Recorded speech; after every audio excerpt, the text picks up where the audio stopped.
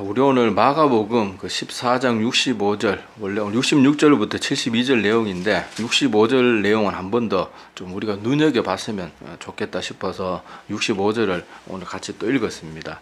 자, 이 부분 주님께서 이렇게 조롱당하고 멸시당하고 고통당하는 이 65절의 내용들을 보면은 참 마음이 다 망감이 교차를 해요. 참 마음이 아프기도 하고, 내가 만약에 저 시대에 태어났으면은 나도 저 사람들 중에 하나가 되지 않았을까, 그런 또 두려운 생각도 들고요. 왜냐하면은 우리가 하나님의 말씀을 철저하게 알고 있지 않으면 이때 당시 지금 예수님을 이렇게 십자가에 못 박고 막 이거 신성 모독하는 사람이라 그러면서 죽여야 된다고 막 말하는 사람들이 누구였어요? 지금 이 시대로 말하면은 교회 목사님, 전도사님, 장로님들, 이런 사람들이 하나같이 다 그렇게 말하면, 말씀 가운데 나는 말씀 외에는 그 어떤 것도 다른 어떤 말도 듣지 않겠다는 확고한 그런 믿음의 뿌리가 내려있지 않으면요, 남들이 다 그러면 성경 말씀 알고 있어도 그런가, 내가 잘못 알고 있나?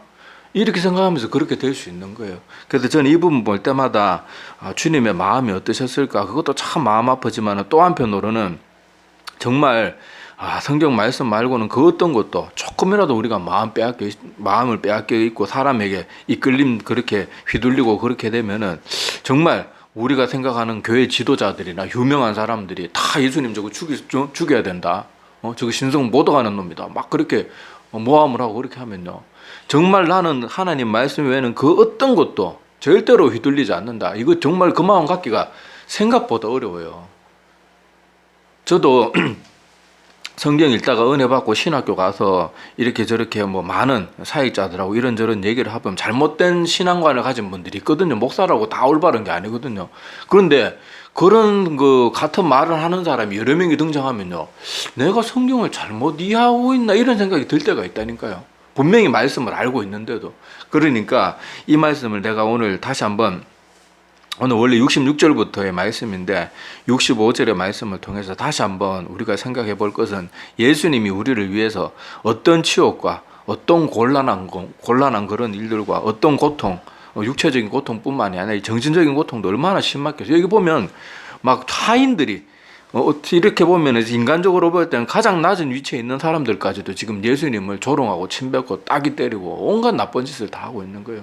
그때 우리 주님께서 우리를 구원하시기 위해서 얼마나 참고 인내하고 얼마나 넓은 사랑으로 감당하셨는가. 그리고 또 한편으로는 내가 말씀에 확고한 그런 뿌리를 내리고 있지 않고 맨날 이 목사가 말하면 이 목사 말이 맞는 것 같고, 저 목사가 저 말하면 저 말이 맞는 것 같고, 다른 종교에서 또 이런 말하면 그게 맞는 것 같고, 내가 그런 식으로 지금 신앙생활 하고 있다 그러면은, 말씀에 확고한 뿌리가 내려있지 않는 그런 신앙생활 하고 있다면은 똑같은 일이 벌어졌을 때 우리는 똑같이 여기 예수님을 조롱하는 사람들과 별반 다를 것이 없다는 것을 꼭 기억해야 됩니다. 말씀 아무리 유명하고 아무리 대단한 사람이 와서 그 어떤 말을 한다 그래도 나는 성경 말씀과 다른 거는 조금이라도 흔들리지 않겠다, 그거 항상 예배 드리고 말씀 묵상할 때마다 그거 정말로 열심히 다짐해야 돼요.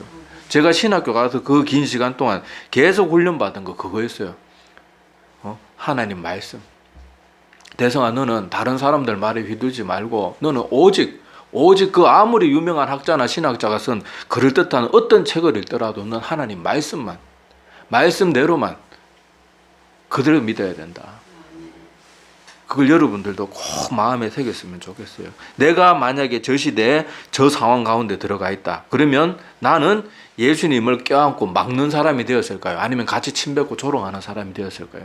솔직하게 생각해 보면요, 대부분 우리는 침뱉고 같이 조롱하고 같이 그랬을 가능성이 거의 다분합니다. 그러니까 우리가 절대 신앙생활을 아니라고 나태하게 생각하지 말고 말씀 가운데 확고히 서 있지 않으면 이렇게 될 수밖에 없다는 거. 그리고 심지어 또 이렇게 말씀을 믿어도 주님의 제자들은 지금 다 뭐하고 있었어요? 다 도망가 버린 상태잖아요. 그러니까 우리가 얼마나 약한 존재인지 모릅니다.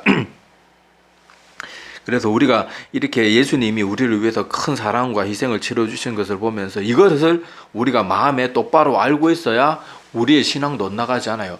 많은 사람들한테 예수님 왜 믿습니까? 교회 왜 나옵니까? 물으면요, 하나님의 사랑이, 십자가 사랑이 너무 감사해서 하나님 우리의 창조주시기 때문에 교회 나옵니다, 이렇게 대답하는 사람이 거의 없어요. 다 하나님 믿고 복 받으려고 나옵니다. 대부분 사람들이요 다 그렇게 대답합니다. 아우 하나님 믿고 복 받아야지요. 복 받아야지요. 이 언제부턴가 한국 교회다 하나님은 온데간데 없고요. 하나님이 주시는 하나님이라는 단어는 들어가요. 근데 하나님 자체가 아니고 하나님이 주시는 복이 하나님 자리에 앉아 있는 거예요. 그러니까 같은 하나님이란 단어가 들어 있으니까 사람들이 그게 괜찮은 줄 아는데 아니에요. 그건 우상 숭배일 뿐이에요. 예수님이 우리를 위해서 이렇게 고통과 멸시천대를 받으면서까지 우리를 위해서 이렇게 구원의 길을 열어주시기 위해서 이렇게 온갖 치욕을 다 당하셨는데 그런 주님 앞에 복 내놓으십시오. 얼마나 배영망덕한 모습이고, 물론 우리가 복을 구하지 말라는 거 아니에요. 하나님께 축복 달라고 기도하지 말라는 거 아니에요. 우리는 하나님 복 없이 어떻게 삽니까? 지금 우리가 건강하게 사는 것도 다 하나님 복인데, 복 없이는 살 수 없지만은 하나님 믿는 게 복 자체가 되면 이미 그건 믿음이 아니에요. 그건 믿음이 아니고 그냥 우상 숭배예요. 복이라는 우상을 섬기는 그냥 우상 숭배일 뿐이에요. 오늘 주님을 바르게 알면, 예수님이 우리를 위해서 하나님이신 그분이 어떤 희생을 치렀는지 알면은 우리 신앙생활 어떻게 되겠어요? 사도들처럼, 제자들처럼 바른 길로 나가는 게, 핍박이 있고 예수 믿는 것 때문에 손해를 봐도 내 믿음이 흔들리지 않는 거예요. 그런데 복 받으려고 하나님 믿습니다 이러는 사람은 교회 나와서 막 11조도 내고 헌금도 내고 막 봉사도 하고 청소도 하고 막 열심히 하는데 자꾸 생활이 더 쪼들려요. 일이 뭐 당장 풀리는 것 같지가 않아요. 그러면 어떻게 생각해요? 아, 하나님 안 살아계시는가 보다. 내가 이렇게 열심히 하는데 이게 뭐지? 왜냐하면 그 사람의 신앙은 잘못된 출발점을 가지고 있기 때문에 그런 식으로는 아무리 충성 봉사하고 노력하고 헌금 많이 해도 조금만 풍랑이 찾아와도 그냥 휙 날아가 버리고 깔아앉아 버리고 배가 부서져 버리고 하나님 떠나버리게 되는 거예요. 왜냐하면 성경이 말하는 바른 기초 위에, 바른 반석 위에 세워지지 않으니까 모래 위에 지은 집처럼 그냥 풍랑이 내리고 뭐 비가 억수같이 쏟아지면은 그냥 모래 토산물 떠내려갈 때 그냥 같이 집도 다 떠내려가 버리는 거예요. 예수님의 가르침이 그거예요. 바른 말씀의 반석 위에 서는 거. 그걸 우리가 오늘 이 65절 말씀을 다시 한번 우리 3주 동안이나 그 부분 가지고 나누는데 다시 한번 마음에 깊이 새기면서 우리의 신앙은 항상 바른 기초 위에 예수님의 그 큰 사랑과 희생, 십자가, 항상 뭐 성경이 맨날 십자가, 교회도 뭐 지붕에 걸어 놓는 게 뭡니까? 십자가잖아요. 그 십자가에 어떤 의미가 있는지를 항상 기억하고 절대로 잊지 말아야 돼요.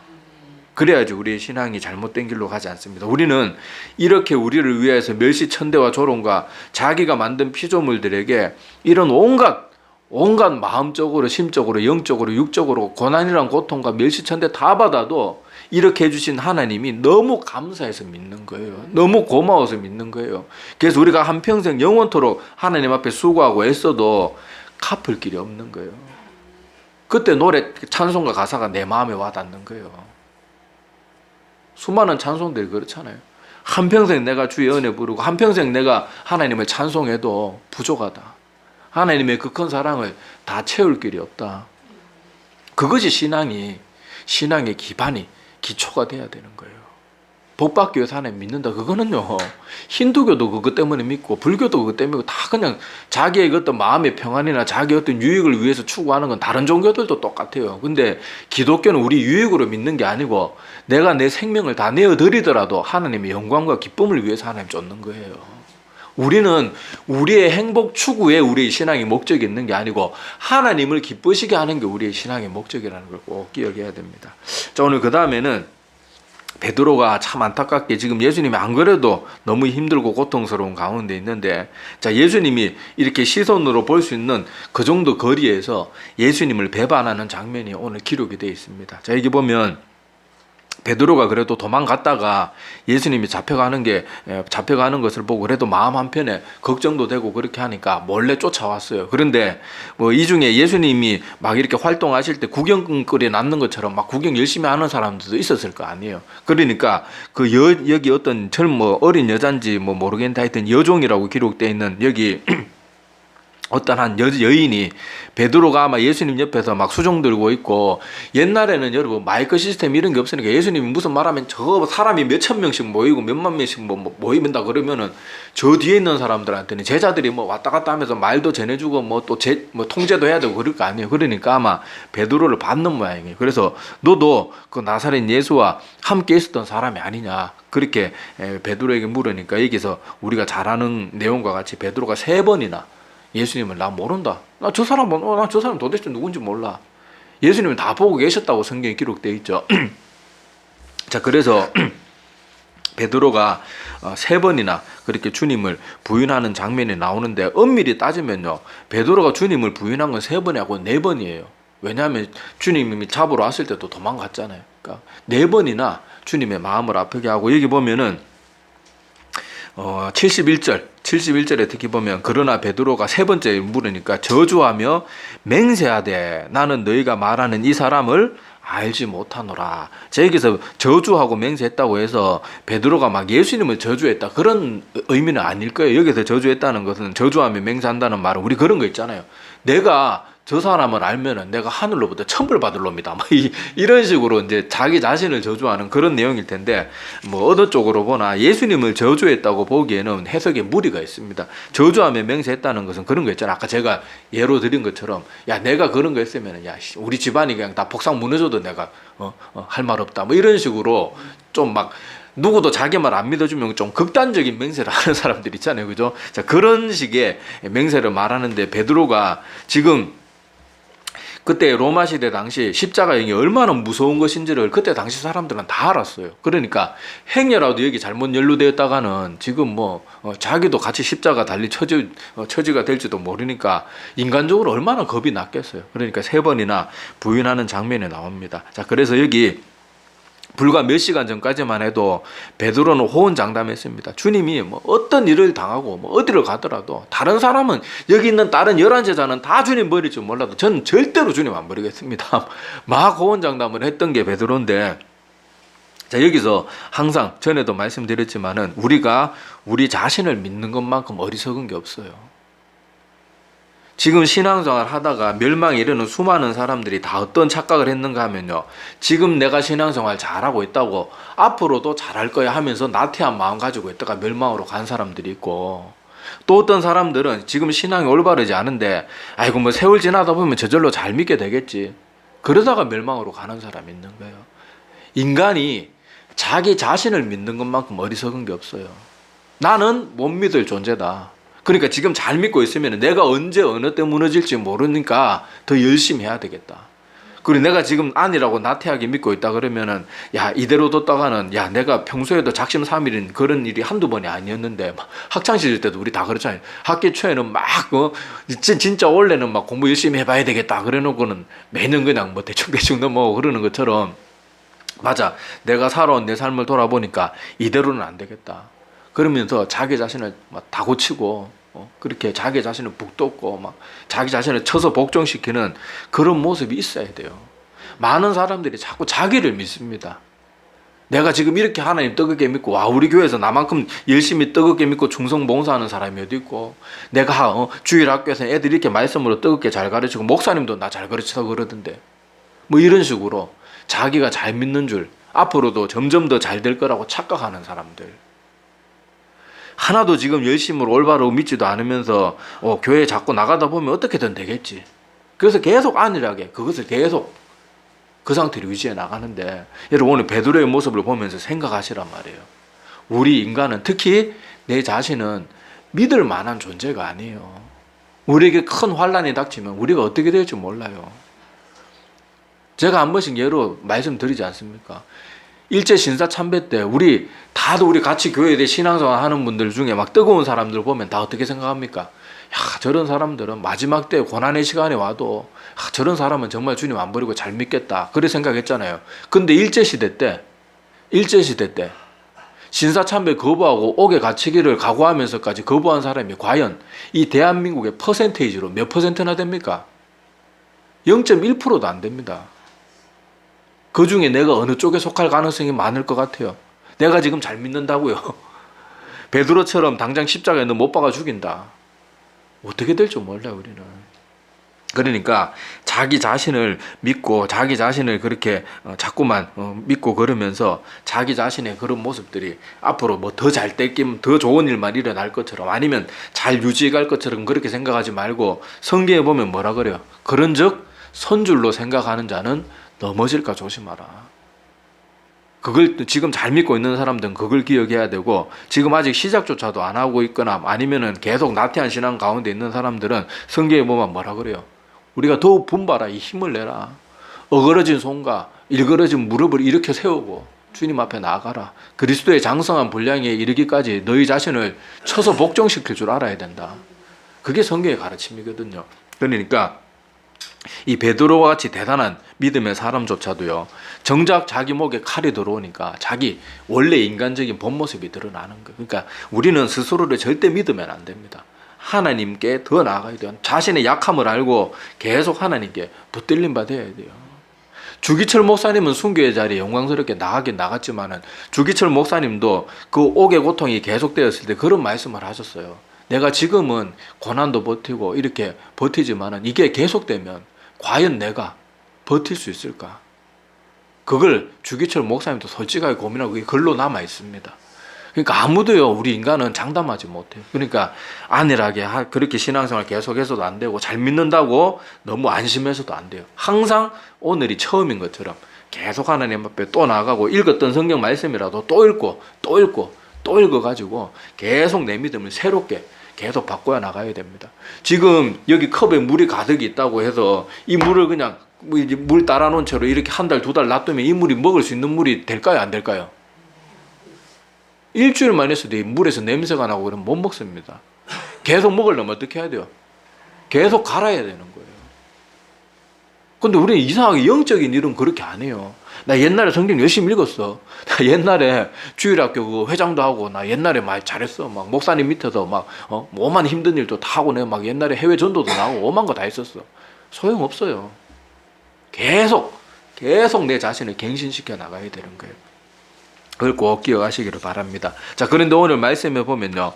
자, 뭐 직접적으로 나오진 않지만 오늘 이런 무거운 말씀 속에서도 우리에게 주시는 희망이 있어요. 자, 베드로가 이렇게 약한 모습을 가지고 주님이 지금 안 그래도 고통당하고 온갖 마음의 상처를 받고 계시는데도 불구하고 주님이 보는 눈앞에서 이렇게 3번이나 부인하고 마지막엔 저주하는 맹세까지 하면서 그러는 모습을 보였지만은 그런 베드로조차도 예수님이 어떻게 하십니까? 용서하시나요? 안 하시나요? 용서하세요. 너 왜 그랬어? 그런 거 따져 묻지도 않았어요. 무슨 광고 카피같이 묻지도 따지지도 않고 네가 날 사랑하느냐 그거 한마디 물으니까 너 그건 그래 내가 너 용서는 해주겠는데 너 그래도 그러는 거 아니야 이런 식으로 한 번도 대묻거나 그러지 않으셨어요. 그걸 보면서 우리에게 소망이 또 뭐가 있습니까? 진실된 회개, 참된 회개가 있으면요, 아무리 우리가 형편없고 연약한 모습일지라도 주님께서는 또 받아주시는 거예요. 또 받아주시는 거예요. 그걸 꼭 기억해야 됩니다. 가룟 유다와 뭐 우리가 설교 때 많이 듣지만은 가룟 유다와 이 베드로의 공통점과 차이점이 뭐예요? 둘 다 주님을 배신하고 둘 다 자기가 그렇게 한 거를 후회했어요. 그런데 유다는 뭘 안 했어요? 회개를 안 하고 베드로는 어떻게 보면 사실 베드로는 하나님 마음, 예수님 마음 더 아프게 했잖아요. 제일 호언장담 해놓고는 바로 몇 시간 지나지도 않아 바로 말 뒤집어 버리고 또 지금 예수님이 지금 무슨 일 당하고 있었습니까? 자기가 만든 피조물들한테 따개를 맞고 침뱉음을 당하고 야 눈 가리고는 막 두드려 패놓고는 누가 때렸는가 맞춰봐라.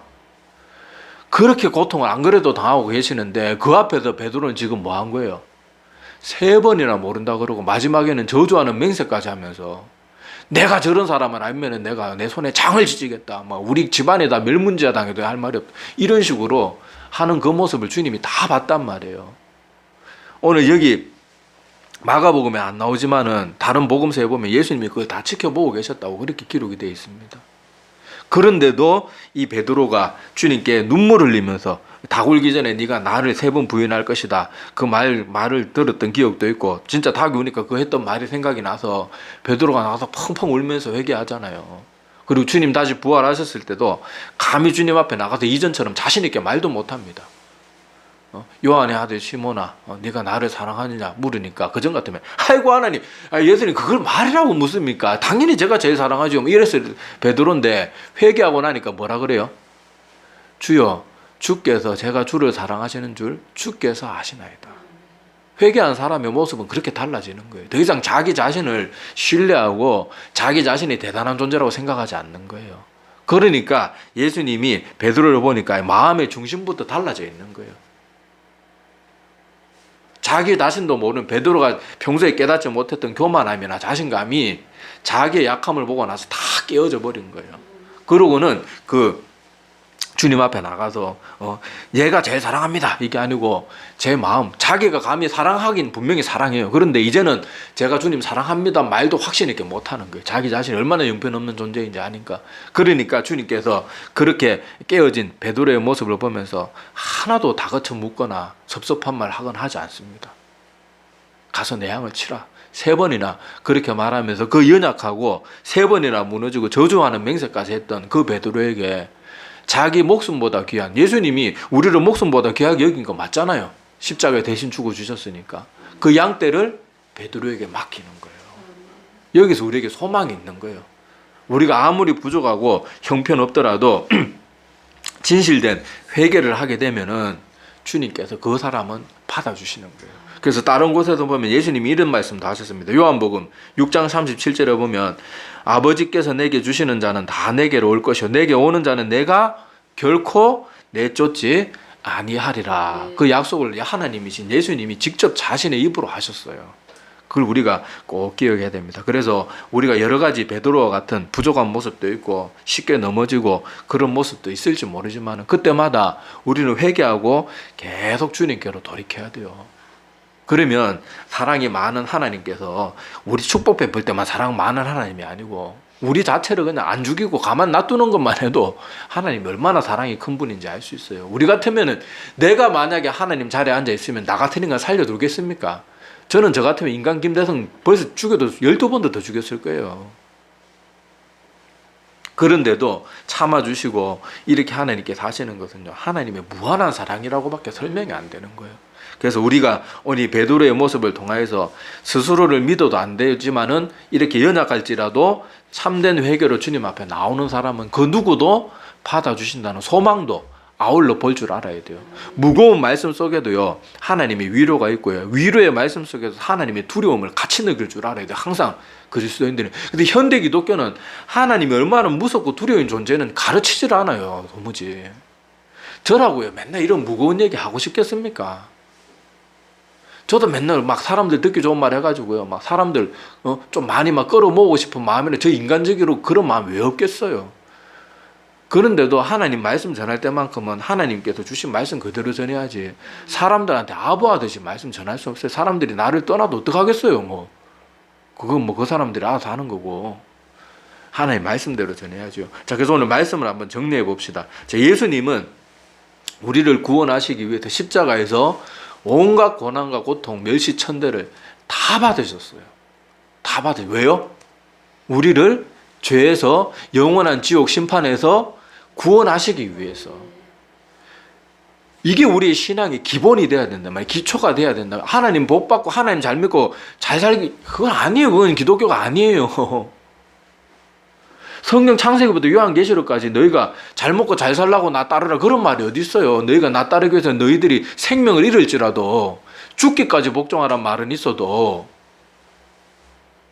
명심해야 돼요. 아까도 말했다시피 신앙의 기초가 바른 곳에 서지 않으면요 작은 풍랑에도 모래 위에 집은 집처럼 흔들릴 수밖에 없어요. 복이 못 펴면은 하나님 아무리 잘 믿어도 한평생 열심히 충성봉사해도 점점 더 자기 삶이 쪼그라들면은 누가 하나님 믿고 따르겠냐고요. 근데 주님의 제자들 어땠습니까? 예수님 믿고부터 온갖 고난과 그리고 마지막에 죽음도 편하게 못 죽었습니다. 다들. 그러면 그 사람들이 믿은 거 우리가 뭔가 지금 잘못되어 있는 거잖아요. 그들은 예수 믿는 것 때문에 모든 걸 내려놨는데. 자, 그래서 우리가 그걸 기억했으면 좋겠고 때로는 우리가 이렇게 우리를 위해서 십자가에 달려 돌아가신 하나님 앞에서 복을 구하지 마란 말은 절대로 아니에요. 저도 복 구하고 기도합니다. 그런데 복 자체가 우리 신앙의 그런 신앙의 기초가 된다든지 신앙의 목표가 된다 그러면요 그것만큼 배은망덕하고 악한 모습이 없어요. 그건 우상숭배고 하나님이 제일 싫어하는 게 뭡니까? 우상숭배잖아요. 명심하시기 바랍니다. 자, 그리고 베드로가 이렇게 철저하게 무너지는 모습 3번이나 부인하고 저주 맹세까지 하는 그런 무너지는 모습을 통해서 절대 자기 자신을 신뢰하지 마세요. 내가 앞으로도 더 잘 믿게 될 거라고 착각하지 마세요. 하나님이 붙들어주지 않고 내가 하나님 앞에 꼭 매달려 있지 않으면 인간은 무너지는 거 순식간입니다. 명심하세요. 지금 내가 조금 신앙생활 잘한다고 절대 착각하지 마시기 바랍니다. 많은 교회들 보면은 막 목사님들 마음 아프게 하고 온 교회 힘들게 하는 사람들이 보면요, 과거에 다 그래도 교회에서 한가닥 했던 흔히 하는 말로 교회에서 진짜 한가닥 했던 사람들이에요. 근데 그런 사람들이 자기가 한때 잘 믿고 막 성도들이 다 막 칭찬해주고 목사님도 야 누구 집사님 최고다, 누구 장로님 최고다 막 그래주니까 그 마음을 다잡지 않으니까 그렇게 사단만도 못한 자리에 나가게 되는 거예요. 그리고 또 베드로가 이렇게 무너졌지만은 다시 받아들이시고 회개할 때 용서를 받아주시는 모습을 통해서 우리는 또 소망을 가질 수 있는 거예요. 우리가 아무리 연약하고 형편없고 부족해도 주님께서는 참된 회개하는 자면 누구든지 외면치 않으시고, 하나님은요 항상 마음의 자세가 어떤 준비가 되어 있는 분인가 하면요, 용서할 준비가 되어 있는 분이에요. 용서할 준비가 되어 있는 분이에요. 근데 용서 회개치 않는 사람에게는 아무리 준비가 되어 있어도 하나님이 강제로 주시질 않아요. 반드시 말씀을 믿고 그 말씀을 믿으니까 내 죄가 뭔지 깨달아지고, 그래서 그 죄를 진심으로 베드로처럼 회개해서 마음이 자기의 그런 자신감이나 이런 모든 것들도 이제 다 무너지고 다 산산조각 나서 하나님, 제가 하나님 정말 사람이 이런 게 아니고 하나님 제 마음이 어떤 줄 주님이 아시잖아요. 그런 겸손한 마음을 가지고 진짜 회개하는 그 사람들, 그 사람들에게는 주님께서 또다시 돌이키고 받아주시고, 아무리 형편없고 아무리 부족할지라도 하나님께서 사명도 맡겨주시는 그런 하나님의 큰 사랑이 있는 분이라는 것을 또 이렇게 기억했으면 좋겠습니다. 기도드리겠습니다.